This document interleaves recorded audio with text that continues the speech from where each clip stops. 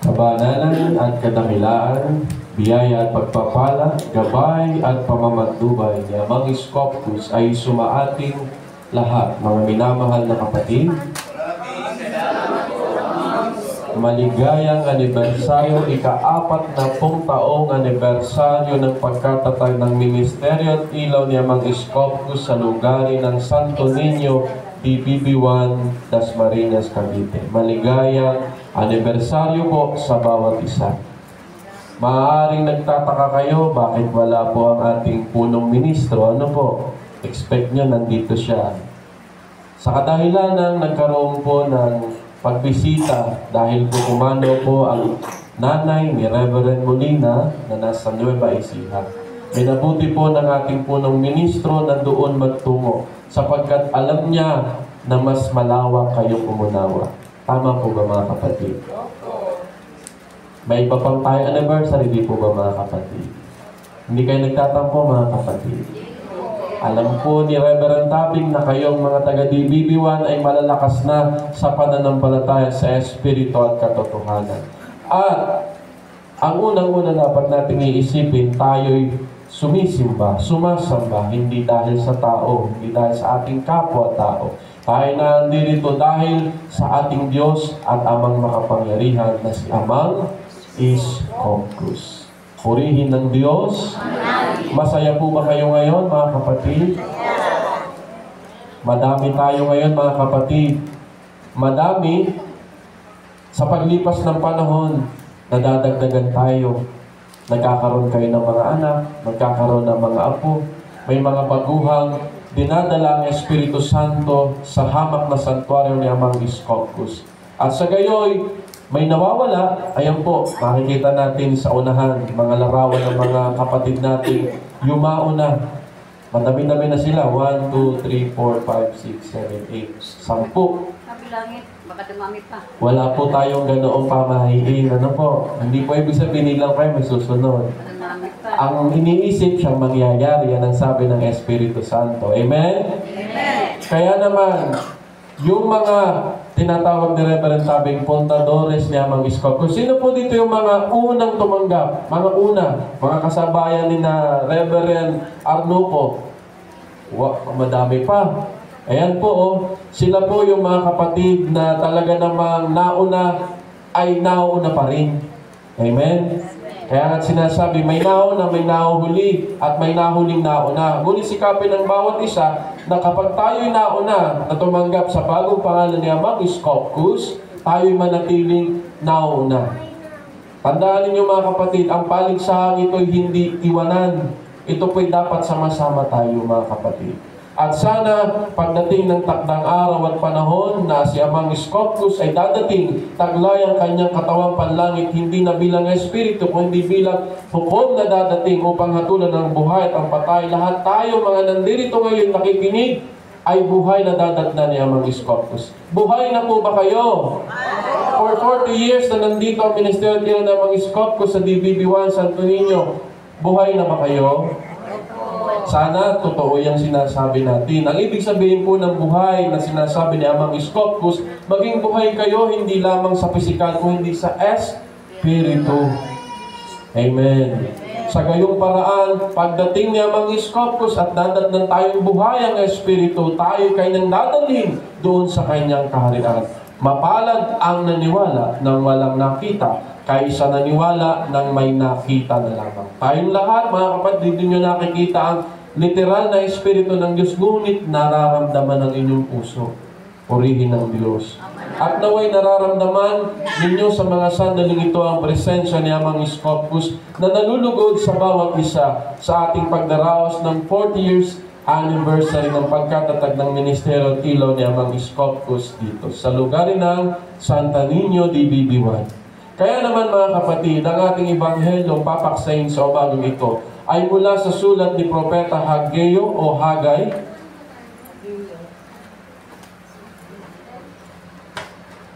Basahin natin ang nakasulat sa aklat ni Propeta Haggeo, mga minamahal na kapatid. Kayo ba'y gising? Kayo ba'y gutom? Kapag gutom, isang ibig sabihin, hindi kayo kumain. Ngayon mga kapatid, ang kakainin natin, hindi pagkain ng pisikal, kung hindi pagkain ng espiritu. Kaya naman mga minamahal na kapatid, dapat handa ang inyong sarili. Handa kayong mag-stay. Sa tingin ninyo, anong oras tayo matatapos? Alas 11. Alas 11, sabi ni Nanay Lenrick. Sabi ni Brother Marlon, alas 12. Sisikapin nating matapos ito ng alauna. Biro lang mga minamahal na kapatid. Ang ating ebanghelyo mula sa sulat ni Hageo, chapter 1, verse 2, hanggang sa mga sumusunod. Iniutos ni Yahweh o ni Jehovah na muling itayo ang templo. Makinig ang bawat kapatid. Ganito ang ipinapasabi ni Yahweh na makapangyarihan sa lahat. Sinasabi ng mga taong ito na di umano'y hindi pa napapanahon upang itayong muli ang templo. Dahil dito, sa pamamagitan ni Propeta Hagay ay sinabi ni Yahweh sa sambayanan, tama ba na naninirahan kayo sa mga magaganda at maaayos na bahay, ngunit wasak na wasak naman ang aking templo? Hindi ba ninyo napapansin ang mga nangyayari sa inyo? Marami na kayong naihasik, ngunit kaunti lamang ang inyong ani. May mga pagkain nga kayo, ngunit kakaunti naman at hindi makabusog. May alak nga kayong naiinom, ngunit hindi naman sapat upang magbigay kasiyahan. May damit nga kayong naisusuot, ngunit giniginaw pa rin kayo sa taglamig. Kumikita nga ang manggagawa, ngunit kinukulang pa rin siya. Alam ba ninyo kung bakit ganyan ang nangyayari? Hindi ako nasisiyahan sa mga ginagawa ninyo. Kaya pumunta kayo sa kagubatan at kumuha ng mga trosong gagamitin sa muling pagtatayo ng templo upang ako ay masiyahan at doon ay mabigyan ng karangalan. Umasa kayong aani ng masagana, ngunit kayo'y nabigo, at ang kaunting ani na naiuwi ninyo ay akin pang isinambulat. Ginawa ko iyan sa inyo sapagkat abalang-abala kayo sa pagpapaganda ng inyong mga bahay, samantalang ang templo ng aking tahanan ay pinababayaan ninyong wasak. Iyan ang dahilan kaya't kahit hamog ay hindi kayo napapatakan, at ang inyong mga pananim ay hindi lumalago. Matinding tagtuyot ang ipinararanas ko sa buong lupain, sa mga kabukiran at kaburulan, sa mga inaning butil, sa mga bagong alak, sa lahat ng ani, sa lahat ng tao at hayop, at sa lahat ng pinagpaguran ninyo. Ang mabuting balita, purihin ng Diyos. Amen. Ito'y sinulat hindi para sa atin. Ito'y sinulat para doon sa bayang Israel. Ngunit binasa natin ang bahaging ito ng Lumang Tipan, specifically sa aklat at sulat ni Propeta Hageo, bilang maintindihan ng bawat isa gaano kahalaga ang templong sambahan sa Diyos. Purihin ng Diyos.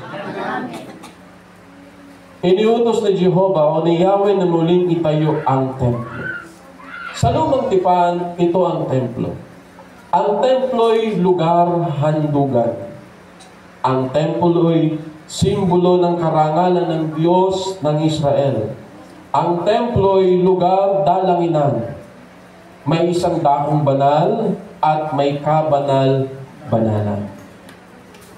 Dito itinalaga ng Diyos ang templo. Dito umiikot ang buhay ng Israel ng mga panahon iyon. Sapagkat ang kanilang pagsambay naaayon pa sa lumang katuruan, paghahandog. Amen? Sa kanilang panahon, ang inihahandog nila ay iba't iba.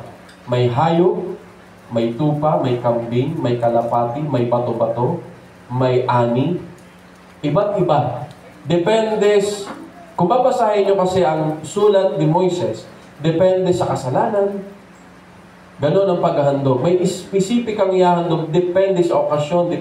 Ganoon kay stricto ang Lumang Tipan pagdating sa paghahandog.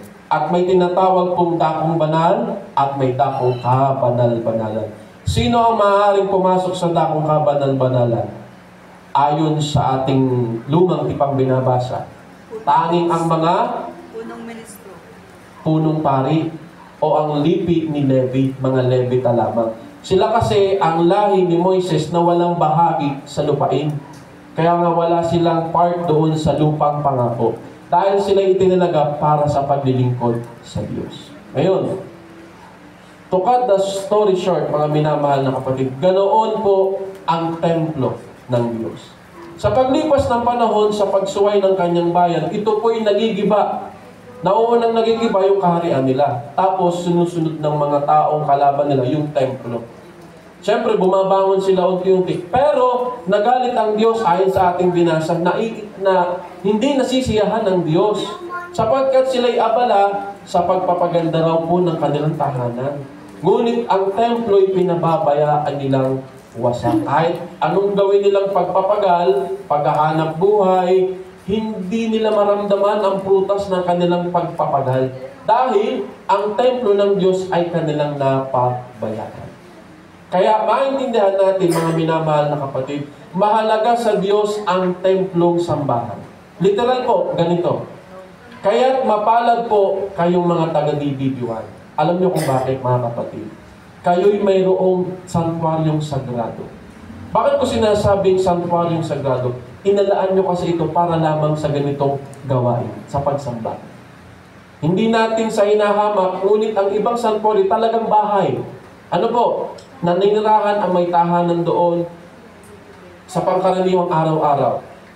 Ngunit kayo dito, meron kayong sariling sambahan, which is malaking kaligayahan sa paningin ng Diyos at nating magkakapatid sa pananampalataya. Isipin ninyo, ilan na nagkakasya dito ngayon?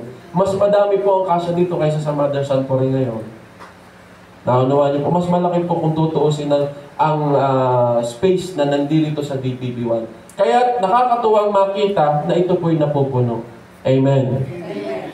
Kaya naman, mga minamahal na kapatid, ang sabi sa ikalawang Kronika, chapter 7, verse 16 ay ganito.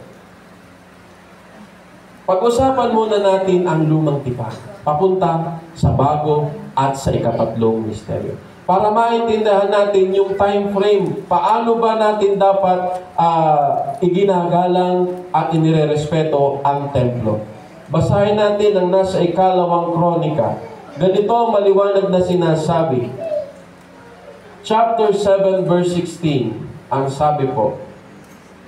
Chapter 7, verse 16. Pinili ko at iniuukol ang templong ito upang dito ako sambahin magpakailanman. Saan daw po sasambahin ang Diyos? Sa templo. Sa templo.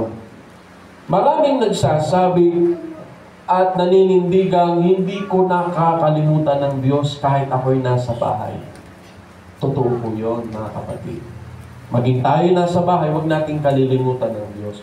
Ngunit wag din natin kalilimutan, naglalaan ng Diyos ng lugar kung saan siya dapat ay sasambahin. Amen. At nakasulat din naman yan sa lumang tipan. Ang sabi ni Apostol Pablo, huwag kalilimutan ang pagdalo sa mga pagtitipon. Saan nagaganap ang pagtitipon? Minsan sa bahay, ngunit madalas sa sambahan. At dahil tayo may sambahan, naandirito tayo ngayon, mga kapatid. At saan inihahayag ng Diyos ang kanyang kaningningan?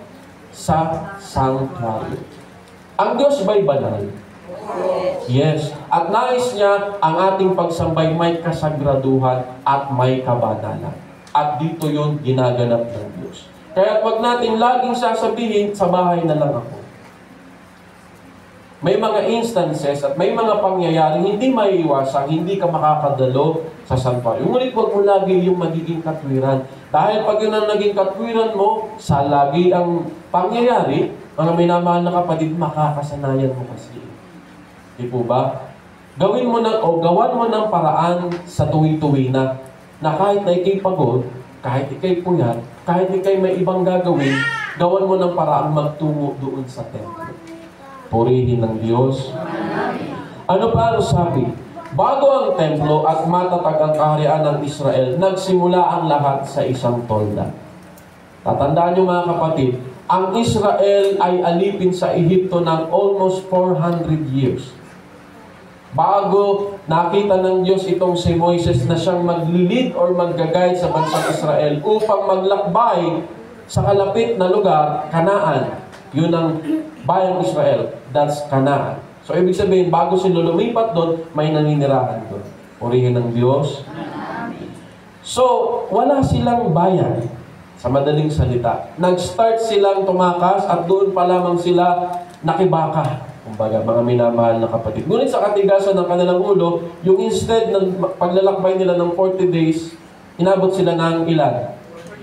40 years. Di ba?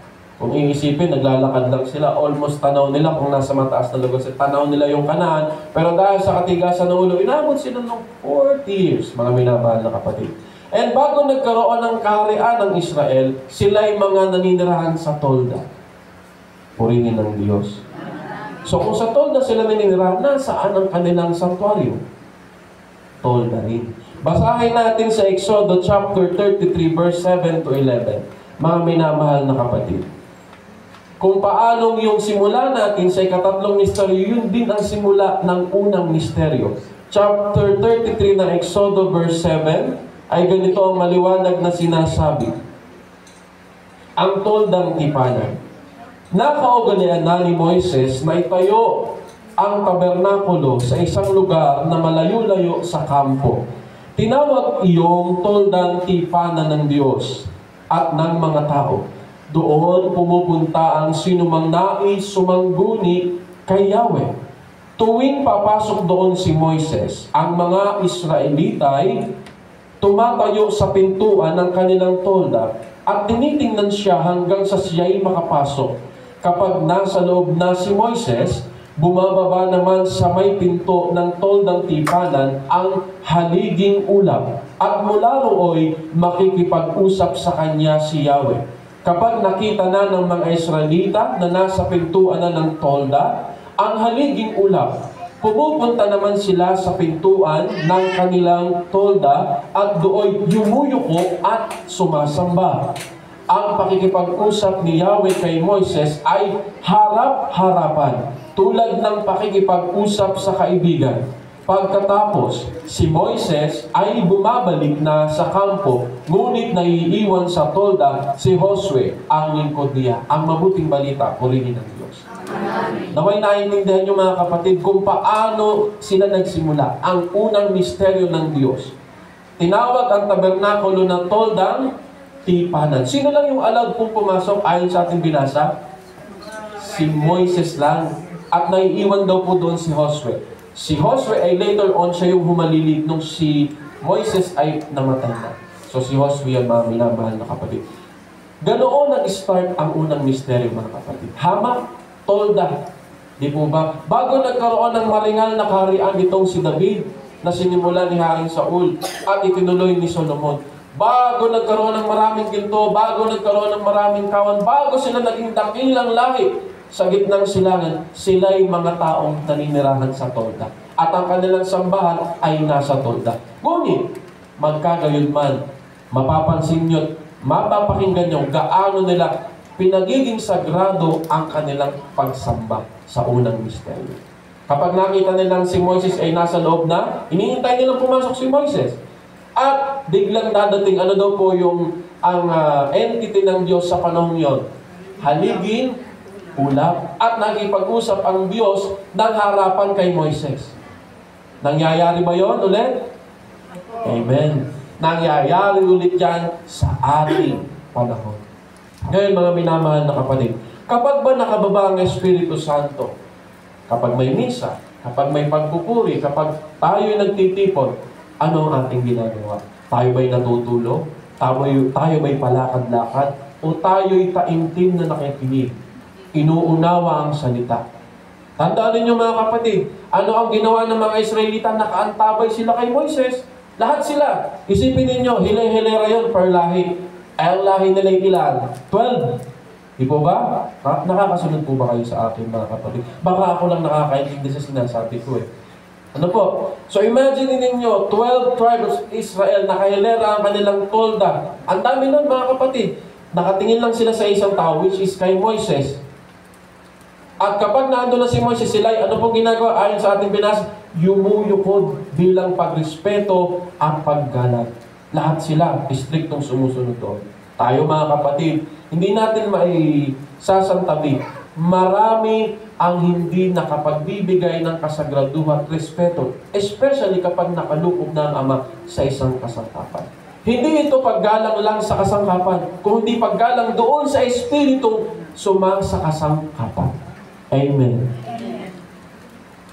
Binasa ko ito sa inyo mga kapatid para ma-imply natin sa ikatlong misteryo ang kasagraduhan ng pagsamba ng unang misteryo. Purihin ng Diyos. Sa ikalawang misteryo, sila'y nagtitipon sa bahay-bahay. Punta na tayo sa ikalawang misteryo mga kapatid. Sa ikalawang misteryo, bakit hindi sila doon sa mismong main temple nagtitipon?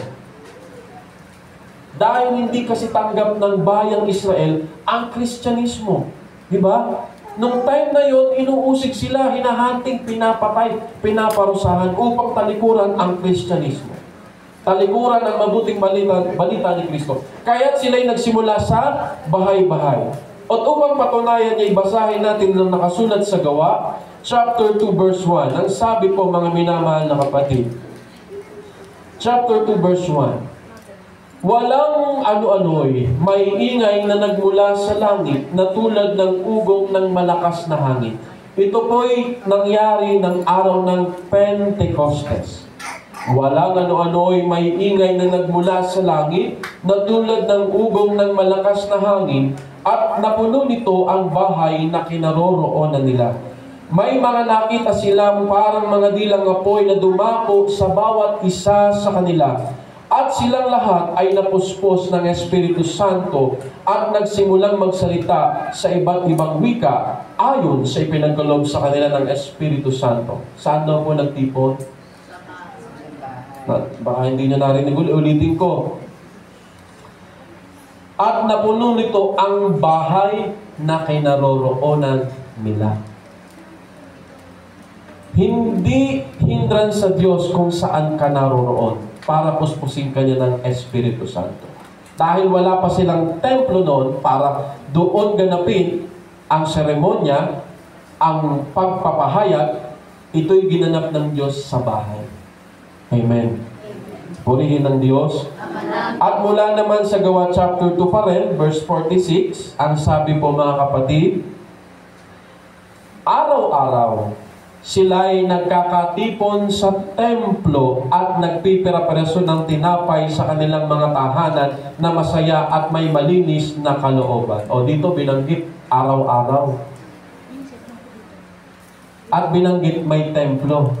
Ibig sabihin, may time na nasa templo pa rin sila at nasa bahay.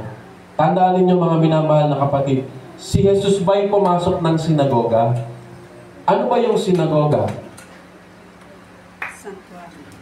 Ito'y isang dakong sambahan din ng mga tao ng panahon yun, sinagoga. At doon binasa ni Jesus ang bahagi ng kasulatan mula sa sulat ni Isaias upang patotohanan ang pagdating ng Mesiyas. Ngunit, naniwala ba sila? Hindi, mga minamahal na kapatid. Kayo ba mga kapatid, kaya nyo araw-araw magtipon dito? Tagal nag-isip, no? Di ba mga kapatid? Ganito kasi sila karundog na tumanggap sa pananampalatayang Kristyanismo. Amen. Kung mapapansin ninyo mga kapatid, yung mga supernatural, kung i-convert natin sa salitang mas madali yung magigets, kung yung himalang nakikita natin, nila ay nakikita natin, mas marami ang sasamba ngayon. Tama po ba? Makakita kayo ng haliging ulap dito. Naku, nagluluhaan kayo mga kapatid. Hindi kayo makatingin dito, sigurado ako. Nakunawa nyo? Kung nangyari sa atin na bumababa yung Espiritu Santo, kagaya ng pagbaba ng araw ng Pentecostes, bigla kayo nagsalita ng Chinese. Bigla kayo nagsalita ng Nihongo. Bigla kayo nagsalita ng, ano pang salita? Arabic. Talaga namang kikilabutan ng bawat isa. Ngunit bakit hindi ginagawa ng Espiritu Santo sa wakas ng panahon ito? Ang sabi sa kasulatan, hindi ko babaliin ang tambong gabok, ni papatay ng timsim na umuusok. Ano ang ibig sabihin, mga minamahal na kapatid? Anong ibig sabihin nun, mga minamahal? Hindi ko papatayin ng timsim na umuusok, ni babaliin ang tambong gabok. Ano ba ang ibig sabihin ng tambong gabok? Ang ibig sabihin pag tambong gabok, parang natural na mangyayari yun. Naunawaan niyo po, mga minamahal na kapatid. Hindi gagawin ng Diyos sa ating harapan ng isang gusto niyong makita para kayo maniwala. Naintindihan niyo, mga minamahal na kapatid? Ang himalay hindi nais ng Diyos na ipakita sa tao. Dahil, tandaan niyo, mga kapatid, ang Israel, nakita ba nila ang haliging apoy? Sabagot kayo, mga kapatid. Nakita ba nila ang hinati ang dagat na pula? Nakita nila. Sila ba'y nanatiling tapat? Hindi. Kaya't ang Diyos later on nag-adjust sa tao. Ayaw niyong maniwala kahit pinakita ko na yan? Tumalikod pa rin kayo. Ganyan katigas ang ulo ninyo. Amen. Kaya dumating si Kristo, iniba ng Diyos ang pamamaraan niya. Maniwala ang mapalad ang naniwala ng walang nakita. Kaysa naniwala ng may makita na lamang. Yan ang example na ipinakita ng Diyos kay Noah. Sabi ng mga tao, maniniwala lang kami sa iyo, Noah, kapag nakita na namin yung bahagyan. Naniwala naman kaso late na. Kayo ba, mga kapatid, nananampalataya na ngayon? Manampalataya na kayo ngayon ng puspos, kaya mang-iskopus dahil wala na pong darating na iba. Ito na po ang wakas ng panahon. At kapag tayo namatay, nananatiling tumatawag sa pangalan ng Espiritu Santo, asahan ninyong may kaligtasan na kayo. At umasa kayong may buhay na walang hanggang naghihintay niyo sa tandang panahon. Kung kayo aabutang nananampalataya, nagsisikap makasunod sa mabuting balita. Purihin ng Diyos. Tandaan niyo, mga kapatid, wala tayong kaibahan sa mga nasa ikalawa. Tumatawag sa pangalan ng Panginoon, ngunit namumuhay makasanlibutan. Kung ikaw ay tumatawag na sa bagong pangalang Iskopus, ngunit namumuhay ka pa rin ng makasanlibutan. Tandaan ninyo, wala tayong kaibahan doon. Ang kaibahan mo lang lamang ka lang kasi direkta mo siyang natatawag. Yun lang. Yun lang ang nag-iisa mong kaibahan. Ngunit, same kayo ng pamumuhay, same din ang kahihinat na natin. Purihin ng Diyos. Amen. Ang sinasabi ko, mga kapatid, magsikap tayo. Baguhin natin ang ating kaisipan. Kaisipan ng Kristo. Mag-iba tayo ng damdamin ni Kristo. Ano ba ang damdamin ni Kristo? Puno ng pag-ibig at pagpapatawad. Kayo ba yung nagpapatawad na? Sigurado kayo? Tamaan ng kidlat na nagsasabi ng kasinungalingan. Biro lang. Biro lang po, mga kapatid. Sa ikatatlong misteryo sa ating panahon, sa ating mga tahanay dumuduo ng Espiritu Santo gamit ang iba't ibang kasangkapan upang magpahayag at kalaunay ang pagkakaroon ng isang hamak na sanctuary. Nito lamang nakaraang buwan ay nagtungo ang ating punong ministro kasama ang ilang kapatid sa lugar ng Visayas and Mindanao. Ganyan na po kalawak ang pamamahayag ng Father Scopus New Catholic Temple na siyang unang layunin ng ating samahan na ipalaganap, ipahayag ang bagong pangalang Iskopus.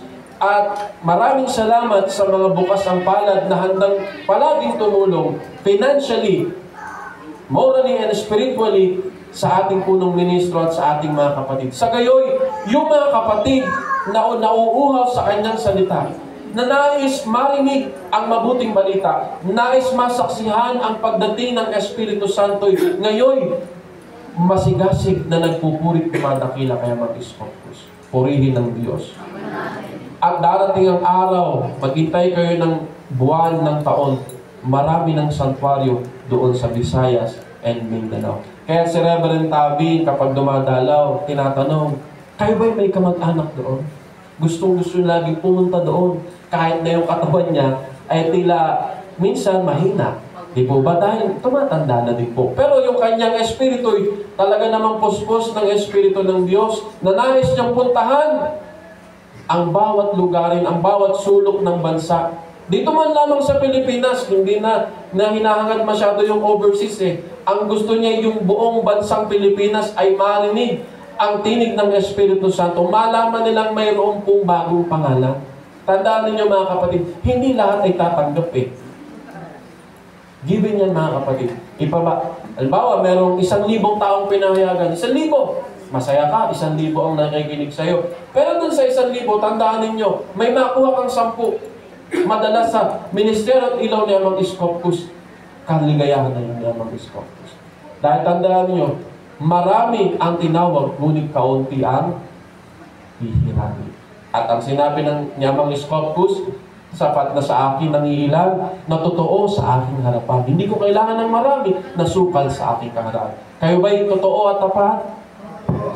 Sana po tayo manatili hanggang wakas na totoo at tapat sa ating pananampalataya. Bago itong templong ito, kanino po ito pa? Ito po ba yung lupa? Ito po yung lupa. Bago po ipinagkaloob ni Reverend Arnuco itong maliit na space natin para sa santuario, di po ba't sa bahay din tayo nagsimula? Di po ba? Sa pamilya Tabing, doon sa tahanan nila, yung lumang tahanan, pero hindi nyo na makikita halos kasi na-renovate na. Pero noon, doon po ang simbahan. Doon po nagsasagawa ng kasal. Sino po ang naikasal na doon? Ayan, si Sister Telma, naikasal doon. Bahay pa yun. Sasabihin na iba, ay, kung magpakasal dyan, hindi special. Bahay. Wag ganun mga kapatid. O isipin niyo, unang misteryo, tolda, walang tiles. Buhangin. Oh. Pero special yun dahil nandun ng Diyos. Huwag niyong iisipin special ang templo dahil maganda ang structure. Dahil pinagplanuhan ng ininyero. Dahil idinrawing ng magaling na arkitekto. Dahil nakalagay sa isang special na lugar. No. Tandaan niyo, ang templo ay nagiging special kung nandoon ang Espiritu ng Diyos. At nandito yon sa Father's Corpus yung Catholic Temple. Nandito ang Diyos sa ating hamak na sanctuary. Sana maramdaman yung sinasabi ko mga kapatid. Huwag yung nakapiplis lang sa mata ang inyong hangarin. Ang hangarin ninyo yung nakapiplis sa Espiritu. Purihin ng Diyos. Amen. Kaya sana tatagan nyo pa ang pagtitiis. Bakit mga kapatid? Dahil syempre, wala ditong aircon. Gusto nyo ba mag-aircon dito? Sino may gusto? Taas kamay. Handa kayo magbayad ng kuryente. Yan ang tanong eh. Pero, magkaganon pa man, may bintana, may electric pa, may pamaypay. Di po ba? Gawin natin ng paraan. Kung may gusto, may paraan. Kung ayaw, may dahilan. Sabi nyo, ang init kaya akong sumimba. Eh, tinong na ang pamaypay. Di po ba? Huwag ka lang maghuhubad. Punta lang ang pamaypay, buksan mo electric pa, buksan mo pintuan, at isipin mong ikaw ay nasa aircon. Ganoon ang pagsamba mga kapatid. Huwag niyong titingnan ang structure, huwag niyong titingnan ang inyong tinatapakan ng tingnan nyo ang larawan ng Ama. Ang batas paglinis ng Ama, ang 7 handog ng Ama. Yan ang nagsisilbi nating guide sa pang-araw-araw nating buhay, ang Espiritu Santo. Purihin ng Diyos. Nais ng Diyos na maglaan ng tao ng tamang lugar para sa Kanya. Nais ng Diyos na maging bahagi ng ating pang-araw-araw na buhay ang pagsamba at hindi kung maisipan lamang. Tama pa ba ang sinabi mga kapatid? Ayaw ng Diyos na kapag birthday mo lang ikaw pupunta dito. Pupunta ka lang dito pag anniversary, pag free ka, kapag hindi ako pagod, kapag hindi ako puyat, sisimba ako. Kapag gano'n ang ating naging mindset, isang ibig sabihin, hindi kapag buhay sa pananampalataya. Ika'y nananampalataya dito lang.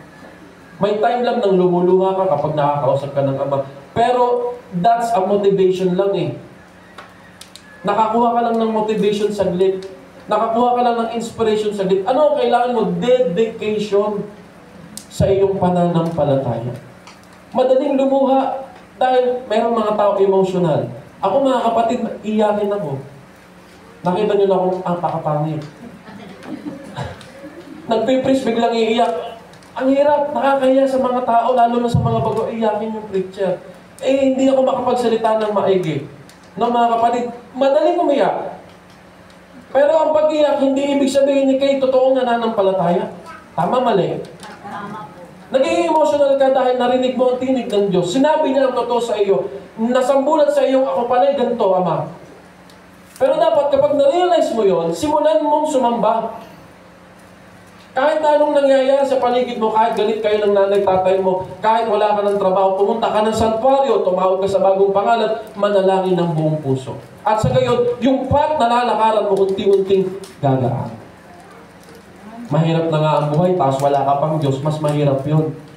Sikapin natin na sa hirap ng buhay na ito, piliin mong manampalataya sa Diyos sa bagong pangalang Iskopos. Mahirap ang buhay, pero gumagaan dahil may Diyos. Amen? Tandaan ninyo mga minamahal na kapatid, ang templo'y pook sambahan. Mga dapat ginagawa sa loob ng sambahan.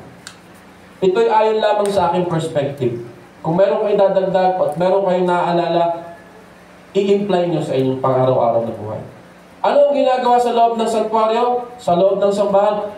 Pagpupuri at pagdakila.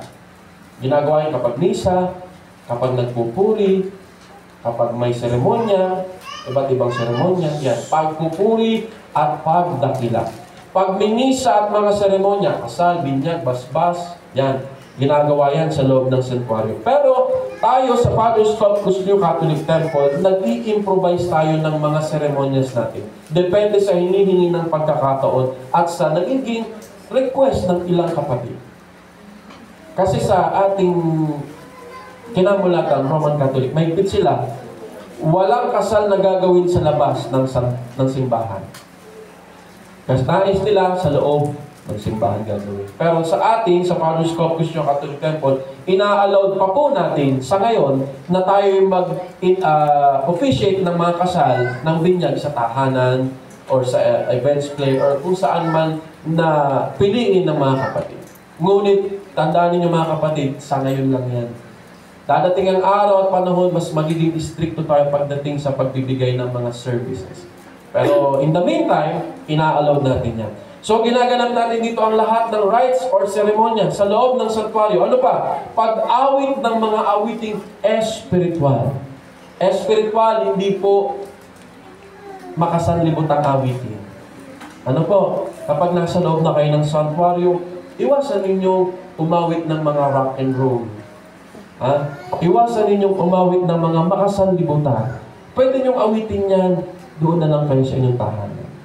Ano po, pag nasa loob kayo ng santuario, sikapin ang awiting espiritual. Ngayon, aawit tayo ng espiritual. Huwag naman yung, oh, amang dakila. Parang walang buhay. Parang hindi bukal sa loob. Pero pagkakanta ng may ano pa, vibrato pa.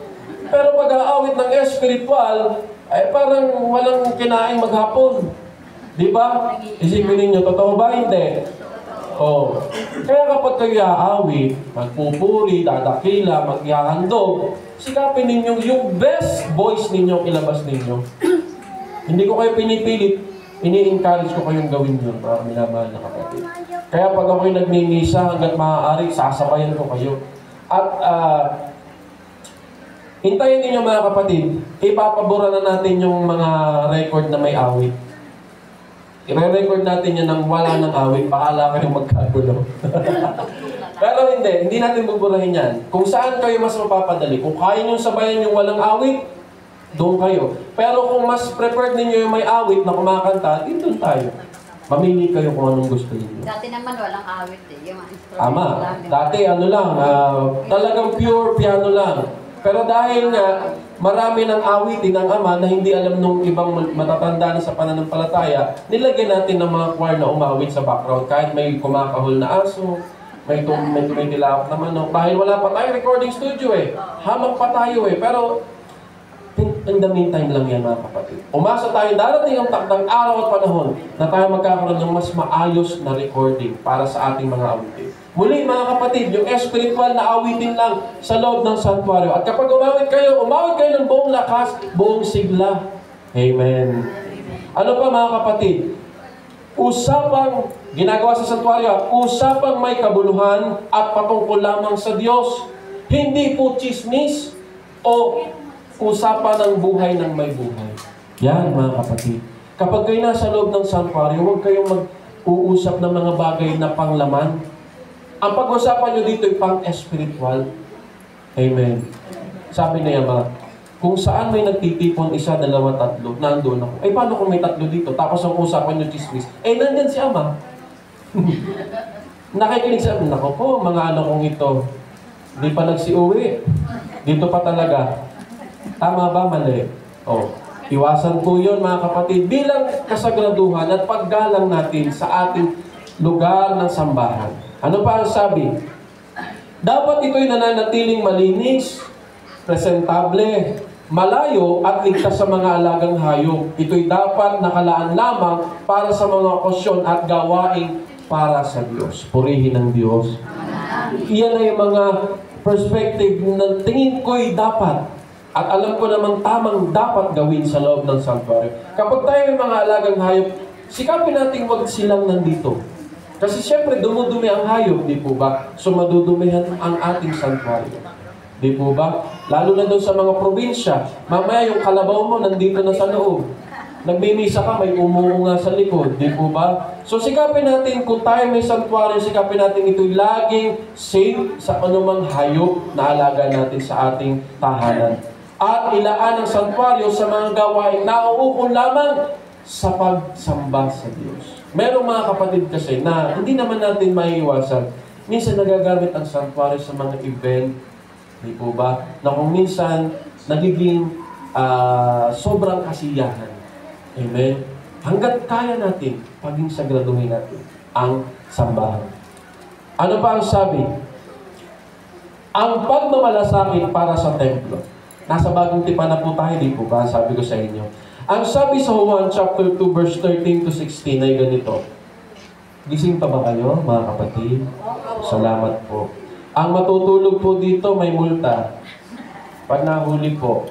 Juan chapter 2 verse 13. Ang sabi po, mga minamahal na kapatid.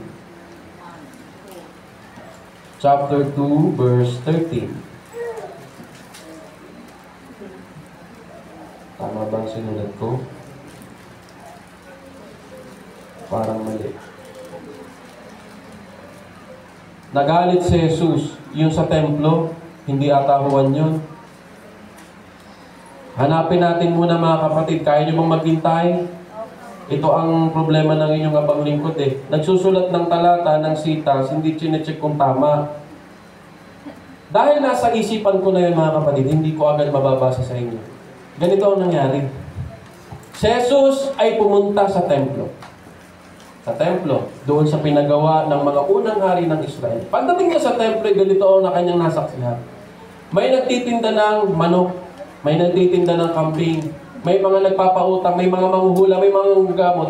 Sa madaling sabi, naging palengke ang gilid, halos ng simbahan ng Diyos.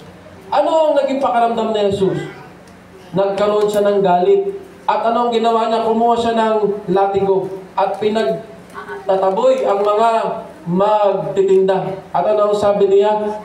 Dapat ginagalang ninyo ang sambahan ng Diyos. Ngunit ano ginawa ninyong palengke. At ano nangyayari sa wakas ng panahon ito sa mga malalaking simbahan na ating kinamulatan? Marami po talaga ang sinasamantala at nagtitinda sa labas. Sa Baclaran, nung ako'y bata pa, ako'y minsan nagpupunta doon. Kasi ang tatay ko, religyoso eh. Minsan naisama niya ako sa Baclaran Church. Paglabas ko ng Baclaran Church, may nagtitinda ng pampalaglag. May nagtitinda ng love potion daw. Meron totoo po. May nagtitinda doon sa labas. May nag-o-offer ng hula. Kung ano yung nakikita ko doon, yung pala yun nandito nangyari na noon. At ayaw yun ng Diyos. Sino dito ang nag-o-offer ng hula paglabas ng santuario? Meron ba? Pag meron, ako, lagot. Yan ang ayaw ng Diyos. Yung nasasalaula ang kanyang templong inilaan para sa pagsamba. Kaya yung una kong mga sinabi, mga kapatid, related yun sa kung ano ang nais talaga ng Diyos sa wakas ng panahon ito. Ginagawa natin sa loob ng santuario. Sa loob ng pook sambahan na inilaan niya para sa atin. Hindi naninirahan ng Diyos sa templong ginawa ng tao.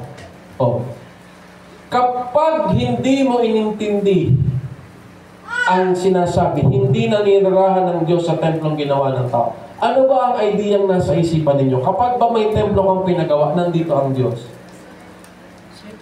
Ano ang sagot? Yes or no po? Nandito ba ang Diyos?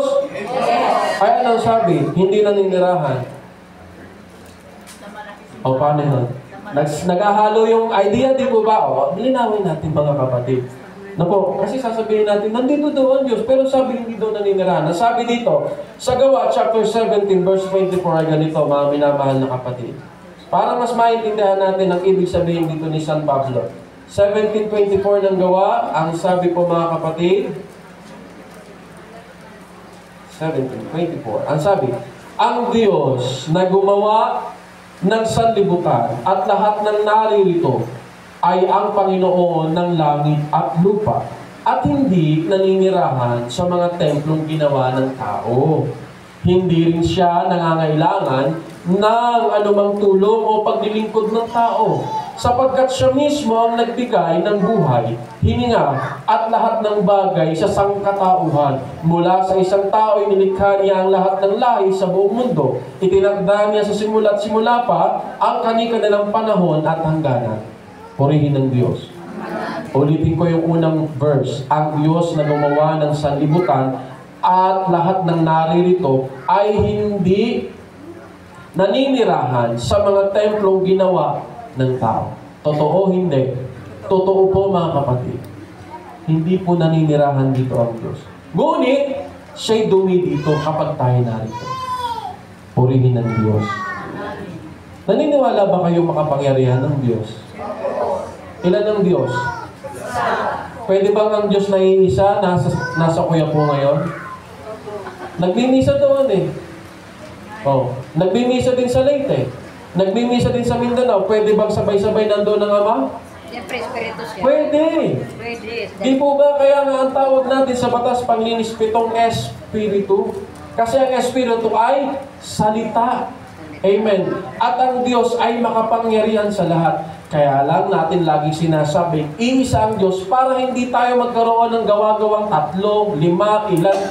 Isa lang talaga ang Diyos. Yung Diyos ng Muslim, Diyos din natin yun. Iba lang ang naging pamamaraan natin. Yung Diyos ng Iglesia ni Cristo tinatawag, yun din yung Diyos natin. Amen. Pero yung Diyos ng Chinese, iba yun sa Diyos natin. No. Pero kapag ang kanilang tinatawag ay si Jesus, yun din si Amang Iskopos. Hindi pa lang nila kilala yung pangalan niya sa wakas ng panahon ito. Purihin ng Diyos. Kaya, yung sinasabing naninirahan, mga kapatid, iba kasi yung pagka-interpret eh. Maraming tao iniisip naninirahan, bahay ko ng Diyos eh, nandito ang Diyos eh, dito natutulog ang Diyos. Eh sabi ni Gary Valenciano, natutulog ba ang Diyos? Hindi. Ang kanyang likas na tahanan ay naandoon sa langit. Tayo, tinitingnan niya lang tayo dito sa lupa. Dahil tayo ay bakasyonista dito. Iniintay niya sino ang babalik doon. At marami ang hindi nababalik doon. Isa ba kayo doon? Sa hindi nababalik doon? Sana ako, ano ko, isa sa babalik doon. Ang mga ministro, kayong lahat, tayong lahat, ay isa doon sa babalik. Yun kasi talaga ang tahanan ng Diyos. Itong templo, mga kapatid, hindi talaga ito literal na kailangan ng Diyos. Tama, mali? Ang kailangan ng Diyos ay ito. Tayo. Dahil tayo ngayon ang tinatawag na templo ng Diyos. Diyon tayo babagsak ngayon, mga kapatid. Yung sinabi kong lahat sa inyo, totoo at ganap, respeto, igalang, bigyan natin ng kasagraduhan, kabanalan ng templo. Ngunit, nandito na tayo sa pagsamba sa Espiritu at sa katotohanan. At ngayon naunawaan nating lahat na tayo pala ngayon yung templo ng Diyos. Na yung sinasabi ko sa inyong igalang respeto, ito pala din yun. Amen. Paano mo igagalang at irerespeto ang templo ito ng Espiritu Santo? Ang sabi ni Ama, sa aking pagdating, sikapin ninyo na malinis ang isip, malinis ang puso, upang kung ako'y dumating, liwanag ang inyong isabi. Hindi lang po yan sa kasangkapan, hindi lang po yan sa sacerdote, sa ating lahat. Dahil kahit anong ganda ng sinasabi ko, ngunit may tuot dyan sa puso ninyo ngayon, di nyo ito maiintindihan. Tama, mali. Kasi may bara eh. Ano yung bara? Puot, galit, hinanakit, sama ng loob, problema. Yung problema, mga kapatid, problema yan hanggat hindi mo iniisip yung solusyon. Tama, mali. Tama po yun, mga kapatid. Kaya yung problema, yung stress mo, itawag mo sa Diyos. Ang sabi ni Amang Iskopus, ang hindi nyo kayang ibigay nyo sa akin. Ama, sa'yo na itong utang. Hindi po ganoon ang ibig sabihin. Ang ibig sabihin, ibigay mo sa akin, anak. Sabihin mo sa akin. At ako ang bahala. Eh kayo ba, binibigay nyo sa Ama? Hindi. Binibigay nyo sa iba. Hindi po ba? Mare, yung utang ko sa'yo, babayaran ko na. Pero yung utang ko din. Cycle, no? Cycle. Ano ba? Anong tawag? Mindset ba? Mindset. Di ba mga minamahal na kapatid? Yan ang buhay natin eh. Pero, naandun na tayo eh. Di po ba mga minamahal na kapatid? Ngayon tayo nandito na sa pagsamba sa Espiritu. At sa katotohanan, ito na ang templong dapat mas sigit nating panghalagahan. Ano pa ang sabi mga minamahal na kapatid? Kung di naman pala naninirahan ng Diyos sa templong gawa ng tao, at di niya kailangan ng anumang handog, tulong o paglilingkod, ano ang kailangan talaga ng Diyos? Mga minamahal na kapatid, yung palang pinagawa ni Solomon, hindi naman pala talaga yun yung priority ng Diyos eh. Yung dumudoon sa templong yun. Ito palang santuaryong inendog ni Reverend Arno, hindi naman pala ito dito after ng Diyos eh. Yung pumupunta dito. Isipin nyo, gaano kaganda ang santuaryo kung wala namang laman. Di po ba? At kung may laman man ay mga matitigas ang ulo, kalulugdan ba ng Diyos yung lamang yun? Kayo ba matigas ang ulo? Pakikatok. Ha? Literal, matigas pa. Pero yung katigasan ng ibig sabihin, hindi ka masunurin. Sinabi na, ayaw pang gawin. Sino ang gandong anak? Sinabi ng maghugas ng pinggan, hindi ginagawa. Sinabi ng maligo, hindi ginagawa. Ano nangyari? Bumaho. Di po ba? Sinabi ng magawa ng assignment, hindi ginawa. Ano ang ginawa? Nag-cellphone. Pagpunta ng eskwela, ano nangyari? Pinatayo, pina-squat ng teacher dahil walang assignment. Kaya ang panawagan ng Diyos, kapag narinig mo ngayon, gawin mo na. Kasi tayong tao may sakit, kalimot. Isa ako doon, mga kapatid. Pagka sinabi ng asawa ko, nakakalimutan ko. Pinabili ako. Bumili ka nga ng saging. Bumili akong saging, pero may sinabi pa pala siyang isa. Bumili ka din ng tinapay. Pagbalik ko, wala akong tinapay na dala. Di bumalik ulit ako. Isipin nyo, waste of time, di ba? Kaya kung narinig nyo na ang salita ng Diyos ngayon, at sinabi niya, anak, magbago ka na. Magbago ka na. Dahil baka ang susunod na sasabi, anak, pag hindi ka nagbago, patay ka. Aba, mga kapatid, hindi ako nagbibiro. May ganoong pamamaraan ng Diyos. Minsan, ipinapakita sa pangitain. Gising na gising ka, bigla ka makakakita ng kung ano-ano. Gising na gising ka, bigla ka makakaramdam ng kaba sa iyong dibdib. Natutulog ka, bigla ka, Ama. Pero yun ay panggulat, mga kapatid. At marami nagugulat. Pero hindi sapat yung gulat.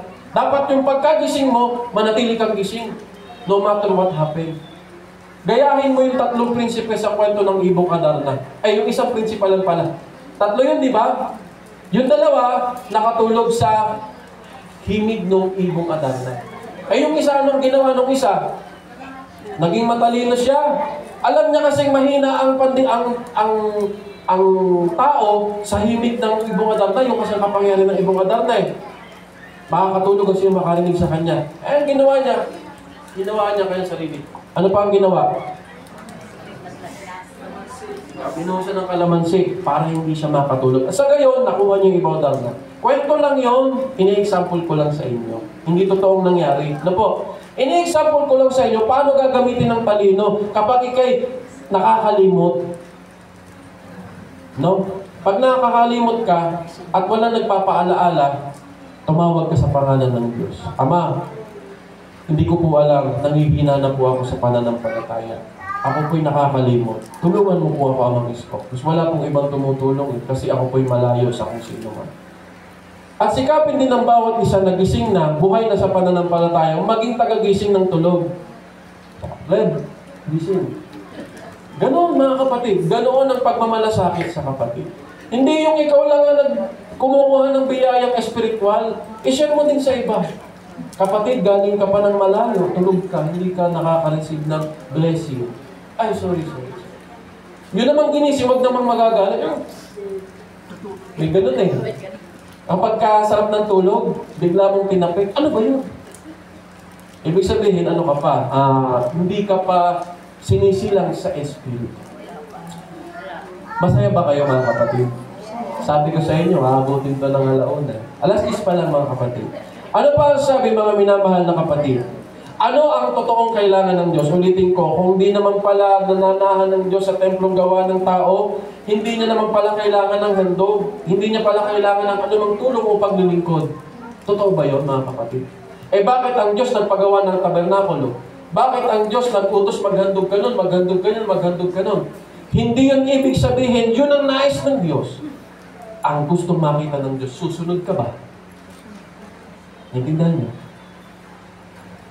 Isang example, napakagandang example, ay ang naging pagsubok ng Diyos kay Abraham. Si Abraham ay matanda na. Si Sarah na kanyang asawa ay gayon din, baog pa. Ngunit sinabi ng Diyos, magiging singdami ng bituin sa langit at buhangin sa dagat ang iyong lahi. Natawa itong si Sarah. Hindi ako naniniwala. Tanda ko na eh. Paano ba ako magluluwal? Pero nangyari. Dahil ang Diyos ang may sabi. Basta sinabi ng Diyos, mangyayari. At nangyari. Mga minamahal na kapatid, nagkaroon siya ng isang supling. Ang pangalan ay Isaac. Nang lumaki-laki na itong si Isaac, may sinabi ulit ng Diyos, Abraham, pumunta ka sa bundok. Magdala ka ng panggatong at magdala ka ng itak at maghahandog ka sa akin. At sino ang pinahandog ng Diyos? Si Isaac. Imagine, hiniling mo ng kay tagal. Sa kabila ng pagiging baog, matanda na, ay nagkaroon ka ng isang cute na anak. Laman at dugo mo. Tapos inas ng Diyos, ihandog mo siya ngayon. Nag-hesitate ba si Abraham? Yes. Naglalaban ang kanyang isip at puso. Pero alam ng Diyos ang kaharap niya. Pero ano ang sukdulan niyang ginawa? Kukunin niya na talaga si Isaac. Nakaredy na ang panggatong at anong sabi niya ni Isaac? Ama, nandito na po ang panggatong. Nakaredy na pong lahat. Nasaan po ang handog? Siya pala yung handog. Pero itinuloy ba ng Diyos ang paghahandog kay Isaac? No. Tinignan niya ang faith ni Abraham. Susunod ba si Abraham? Susunod ba siya? At nakita ng Diyos ang pananampalataya ni Abraham. Susunod pala siya. Kahit ganoon kabigat ang hinihingi ng Diyos. Naiintindihan niyo? So, naiintindihan niyo yung ibig sabihin ng sinabi ni Pablo, hindi naninirahan ng Diyos sa templong ito. Hindi talaga ito kailangan ng Diyos. Ang may kailangan ito, tayo. Tayong tao, para sa atin to. Kaya nais ng Diyos may templo para sa inyo yung mga anak. Kasi para magtipon kayo ng sama-sama. Hindi yan para sa akin. Yung kandila, simbolo lang yan, pero hindi kailangan ng Diyos yan. Mas marami siyang kandila doon. Ano pa? Yung bulaklak, hindi naman yung kailangan ng Diyos. Iyan ay para sa mata natin. Ngunit para din sa pakiramdam natin, binibigyan natin karangalan ng Diyos. Pero hindi talaga kailangan ng Diyos yan. Naintindihan mo? Ang kailangan ng Diyos higit ay ang pagsunod at pagtupad. Kagaya ng example ni Abraham. Mabigat ang hinihingi ng Diyos, pero nakuha niyang sumunod. At doon nakita na napatunayan ng Diyos, talagang si Abraham ay kaibigan ko. Kasi ang sabi ni Kristo, ang mga kaibigan ko yung tumutupad at sumusunod sa kalooban ng aking Amang nasa langit. Kahit na bagong pintura ang sanctuaryo, kahit every week, every Sunday may bulaklak at kandila, kahit puno ng ilaw at electric fan na kahit lumipad ka na sa dami, kahit na may kisame at may tiles ito, kahit puno ng tao, palagi ang santuaryo. Ngunit, lahat tayo'y masuwayin sa kanyang salita, hindi pa rin malulugod ang Diyos. Naintindihan niyo po mga kapatid. Kaya huwag kayong after lagi, dapat may kandila, dapat may bulaklak. Yes, okay yun mga kapatid. Pero make sure na yung pagsisikap nyo mabigay ito, mas mabigay nyo yung nais ng Diyos, ang pagsunod. Amen. Don't get me wrong mga kapatid. Hindi ko sinasabing huwag kayong magbigay ng mga ito. Ibigay nyo pa rin ito. Bahagi ito ng ating pananampalatayang pagsamba. Amen? Para mabigyan natin ng kalugur at kasagraduhan ng ating pagsamba. Ano ang binibigay ng Israelita nung panahon ng lumang tipan, mga minamahal na kapatid? Mas madami, handog. 10% ng kanilang kabuhayan. Ngayon, may 10% ba tayo? Kapag nag-implement kami ng 10% mga kapatid, sa pamumunan po ng ministro, asahan ninyo mga kapatid, may aircon. Pero hindi yun ang nais ng Diyos. Ayaw ng Diyos maging komportable kayo dyan. Mas gusto ng Diyos mainitan kayo kasi doon kayo mas gising. Tama ba yun? Yes. Pag nag-aircon na yan, lalamig na, makakatulog na kayo. Amen. Sacrifice. Hirap, sakit at pagtitiis. Ako nga mga kapatid may abito na, may tsasagol pa, may turbante pa. Pero hindi ako nababanasa. No? Walang nakatutok na electric fan, naki-rebel ng ko lahat. Pero ano sila yan? Hindi ko lang. Biro lang. Hindi, sinasabi ko ang totoo. Hindi ko nararamdaman. Pwedeng napapawisan ako, pero hindi ko, naiinda ko, hindi ko napapansin. Dapat ganoon mga kapatid. Nahihirapan ka, pero parang hindi mo na napapansin. Kasi, nasanay ka na, at yun ang kalooban ng Diyos para sa akin. Kung gusto ng Diyos magtiis pa ako, magtitiis pa ako. Pero, sa kabila ng pagtitiis, nagsisikap. Huwag maging tamad. Be productive. Hindi lamang sa financial, sa material, kung hindi sa spiritual. Be productive, mga kapatid. Ang productive ba nagpupuri tuwing hapon? Yes, mga kapatid. Ang productive ba nagsisimba tuwing araw ng linggo? Yes. At kung nagsisimba ka tuwing araw ng linggo, sikapin mo before 6, nandito ka na. Tama man eh. Dahil sabi ng Diyos, mga anak, bago kayo dumating, nandito na ako. Ibig sabihin ng Diyos, umaalis din from time to time dito. Kasi ang Diyos, hindi naman talaga dito. Ang nais niya, yung tao, ano ba, ululuko bang espiritu? Mag-isa lang yung taong yun. Anong sense ng paglukok ng espiritu? Wala. Ang pinibigyan lang kaluguran ng kasangkapan, sarili nila. Nagsasalita ako mag-isa, ito ang mensahe ng Diyos. Hindi ganon.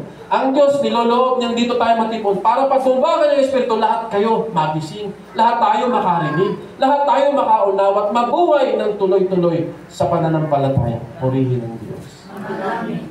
Ano pa ang sabi? Bahagi ng ating pagsamba ang mga ito, kandila, bulaklak, upuan, etc. Ngunit may mas mahalaga. Ang sabi sa 1 Corinto chapter 6, verse 19, mga minamahal na kapatid na ganito. 1 Corinto chapter 6, verse 19. Ang sabi po mga kapatid, hindi ba ninyo alam na ang inyong katawan ay templo ng Espiritu Santo na nasa inyo at ipinagkaloob ng Diyos sa inyo? Hindi ninyo pag-aari ang inyong katawan sapagkat binili niya kayo sa isang halaga. Kaya't gamitin ninyo ang inyong katawan upang maparangalan ang Diyos. Maliwanag na maliwanag mga kapatid, hindi ba ninyo alam na ang inyong katawan ay templo ng Espiritu Santo? So hindi ako nagsisinungaling, totoo at ganap ang aking sinasabi. Tayo ngayon ang templo ng Diyos na dapat sagrado. Diba? Dapat banal. Dapat kalugod-lugod. Sabi ko kanina, dapat nirerespeto ang ginagalang santuario. Dapat tayo bilang templong buhay, ganoon din, mamuhay ng may kasagraduhan, mamuhay ng may kabanalan. Ang banal hindi ibig sabihin laging nakaputi. Ang banal hindi ibig sabihin laging may dalang Biblia. Ang banal hindi ibig sabihin laging pumupunta ng simbahan. Maaaring ginagawa natin lahat yun, pero ang pamumuhay natin lihis, hindi banal yun. Maaaring ang isang tao ay nakasuot lamang ng payak, pambahay, sumisimba, ngunit mas nakatutupad, yun ang mas nagiging templo ng Espiritu Santo. Hindi ang damit. Pero hindi ko po sinasabing huwag kayo magputi. Sinasabi ko lang yung difference ng kahalagahan ng pagsunod kaysa sa pagsunod dito. Pero importante yun. No? Hindi ko po dinidisregard na sundin natin yun. Bahagi yun ng pag-unlad. Isipin ninyo mga kapatid, kung wala tayong magiging pagbibigay ng tamang dress code sa pagsamba, mag-uulit yung naging nangyari sa ikalawang misteryo, na yung mga kababayan nagsusuot ng short, nagsusuot ng sleeveless, yung pari, nadidistract. Totoo hindi.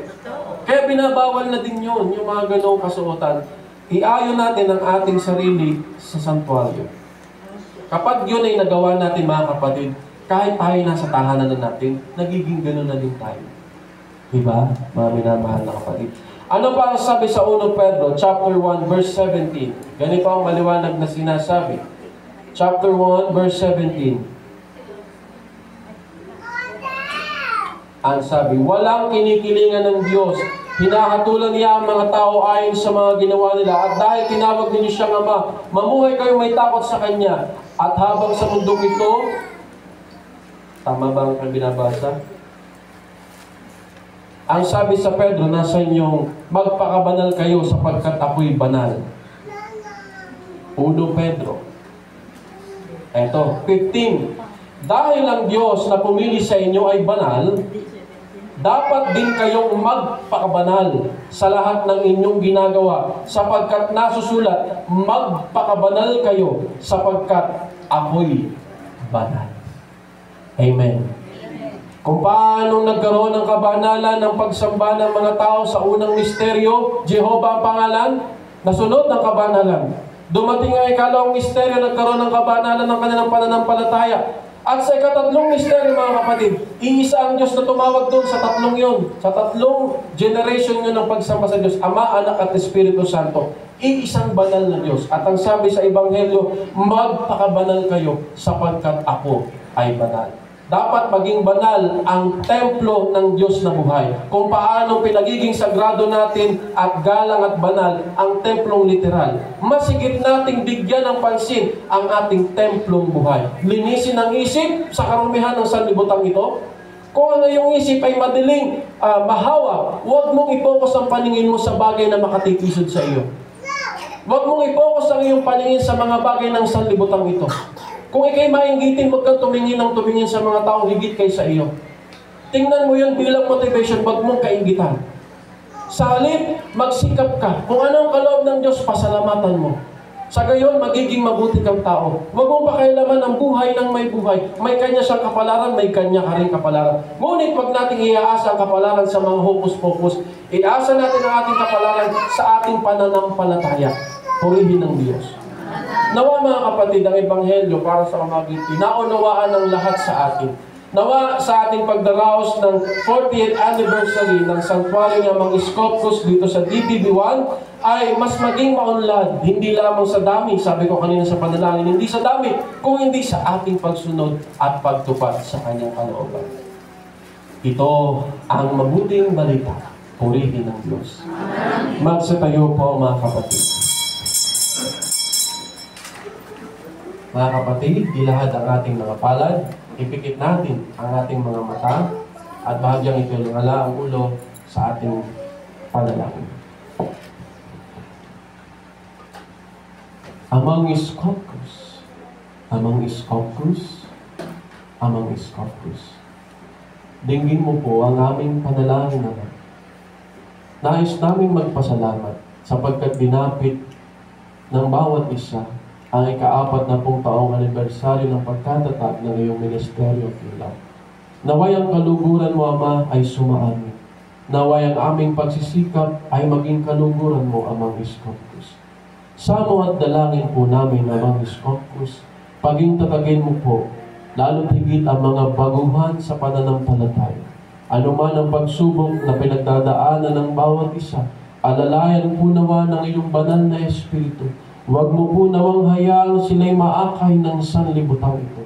Nawa po, Amang Iskopos, sa lahat ng hirap at sakit at pagtitiis na aming pinagdadaanan sa ngayon, manatili kaming sumusunod sa iyong kalooban.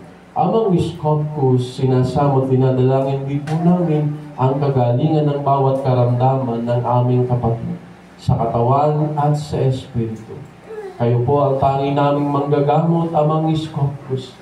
Haplusin mo po ng iyong mapagpahalang kamay ang bawat kapatid. Maramdaman po nawa ng bawat isa na nandito at nakikinig ang iyong presensya at maramdaman ng iyong pag-ibig. Amang Iskopos, muli po kami nagpapasalamat sa araw na ito ng aming pagtitipon.